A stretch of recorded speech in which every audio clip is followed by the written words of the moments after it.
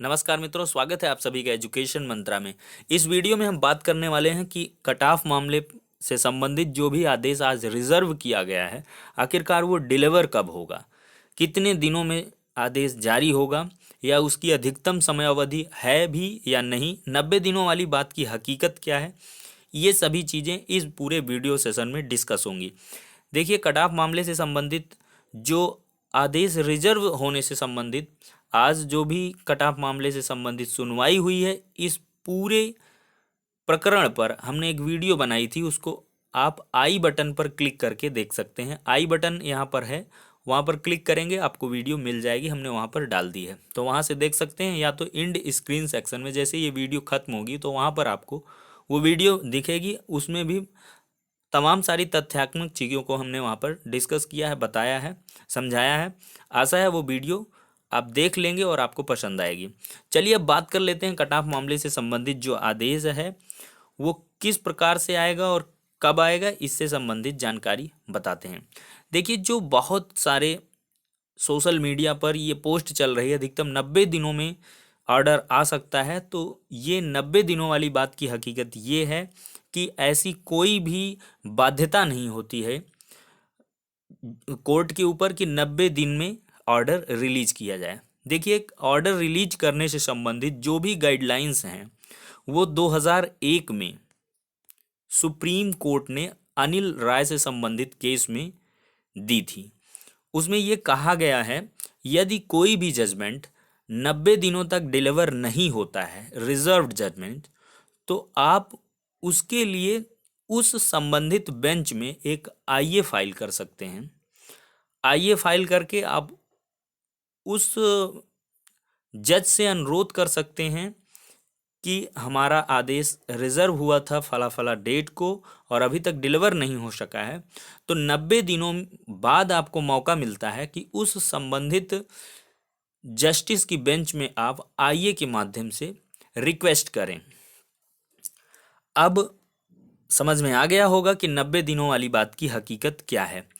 अब नेक्स्ट बात करते हैं, यदि वह आदेश आईए फाइल करने के उपरांत भी 6 महीने तक नहीं आता है, 6 महीने तक आप अगर आदेश जारी नहीं होता है, तो गाइडलाइंस जो हैं वो ये कहती हैं कि आप सीजे बेंच में रुक कर सकते हैं, यानी कि चीफ जस्टिस बेंच में आप जा सकते हैं। आपको मौका मिलेगा 6 माह तक अगर आदेश डिलीवर नहीं किया जाता है। चीफ जस्टिस केस में आप वहाँ पर रिक्वेस्ट कर सकते हैं कि जो भी हमारा केस है, जो भी मतलब संबंधित याचिका है, वो फ्रेश आर्गूमेंट्स के लिए किसी अन्य कोर्ट में लगा दी जाए। कोई अन्य कोर्ट अब उस मामले को देखे, फ्रेश आर्गूमेंट्स हों और इसके बाद जजमेंट आए। तो 6 महीने बाद मौका मिलता है कि आप चीफ जस्टिस कोर्ट में जाएं। तो ये संबंधित बात थी किसी भी आदेश के रिजर्व होने पर क्या प्रक्रिया है, किस प्रकार से आप अपील कर सकते हैं कोर्ट में। ये जो 90 दिनों वाली बात है, ये कोई बाध्यता नहीं है। हाँ, 90 दिनों बाद आपको मौका मिलता है, आईए के माध्यम से आप रिक्वेस्ट कर सकते हैं। ये रेयरेस्ट केस में होता है कि 90 दिनों तक जजमेंट डिलीवर ना हो। लेकिन बात करेंगे अब कट ऑफ मैटर से संबंधित 69,000 प्राथमिक शिक्षक भर्ती से संबंधित जो भी आदेश रिजर्व हुआ है, घबराने की आवश्यकता नहीं है। इसमें 90 दिन या 6 महीने चीफ जस्टिस को आइए इन सभी चीज़ों से गुजरना ही नहीं पड़ेगा। पूर्णतः हम आश्वस्त करेंगे, क्योंकि ये नौनिहालों के शिक्षा के अधिकार से संबंधित मामला है। 69,000 अभ्यर्थियों के भविष्य से जुड़ी हुई बात है।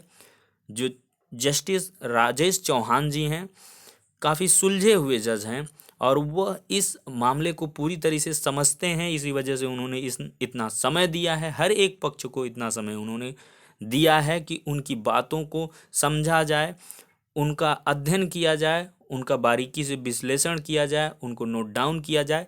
इसके बाद ही पक्ष विपक्ष को सुनने के बाद ही कोई फैसला सुनाया जाए। तो उस संबंध में एक लंबी सुनवाई हुई है, कई दिनों तक केस चला, 4-4, 5-5, 6-6 घंटे लगातार बहस हुई इस केस में। इसके उपरांत ही आदेश रिजर्व हुआ है। तो जाहिर सी बात है कि इस आदेश को लिखवाने में कम से कम 2-3 दिन का समय लगेगा। तो हम उम्मीद करेंगे, पूरी उम्मीद है कि जो नेक्स्ट वीक आ रहा है, आपको मतलब कह लें ट्यूसडे के बाद या ट्यूसडे को ही जजमेंट आ सकता है।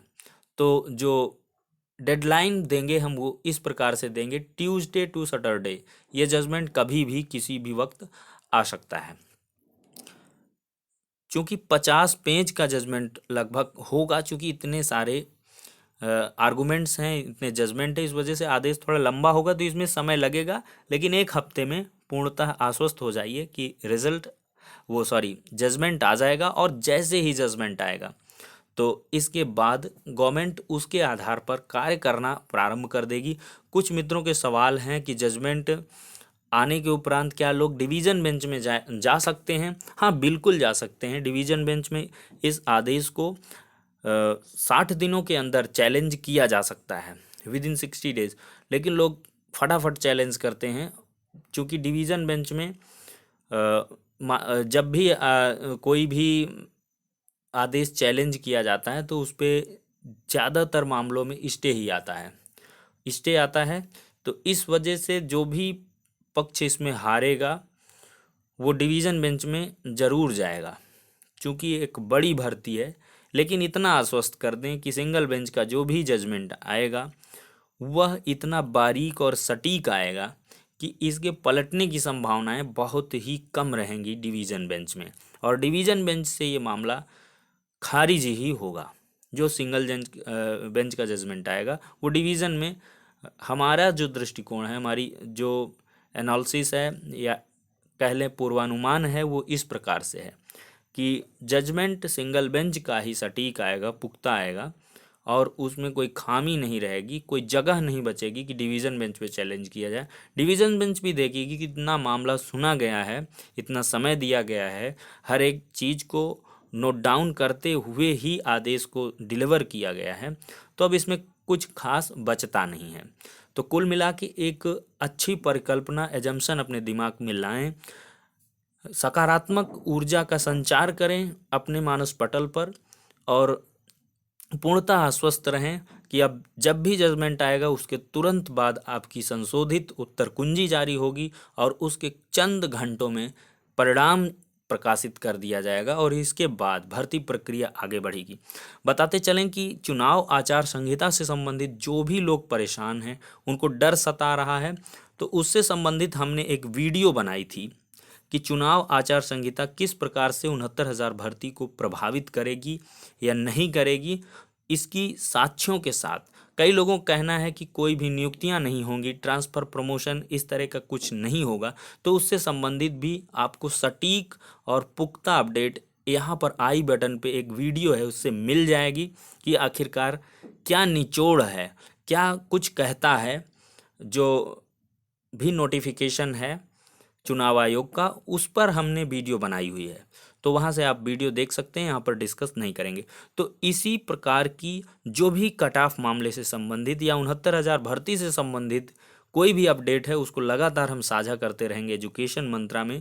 तो एजुकेशन मंत्रा यूट्यूब चैनल को सब्सक्राइब कर लें, क्योंकि सब्सक्राइब नहीं करेंगे तो आप वीडियो मिस कर देंगे, आपको ढूंढने से वीडियो मिलेगी नहीं, क्योंकि रिकमेंडेड में कभी कभी आती है वीडियो, तब वहाँ से आप देख पाते हैं। यदि आप फर्स्ट व्यूअर हैं, यदि सब्सक्राइबर हैं, तो तुरंत आपको नोटिफिकेशन पहुंचती है यदि आपने बेल आइकन को दबाया हुआ है, और जैसे ही वीडियो अपलोड होती है तो आपको जानकारी मिल जाती है और वीडियो को आप देख पाते हैं। तो ये थी पूरी एक अपडेट, कंप्लीट एनालिसिस जो कि आप सभी तक पहुंचानी थी एजुकेशन मंत्रा के माध्यम से। तो इन्हीं सभी बातों के साथ वीडियो को करेंगे खत्म, मिलेंगे नेक्स्ट वीडियो में, तब तक के लिए गुड नाइट।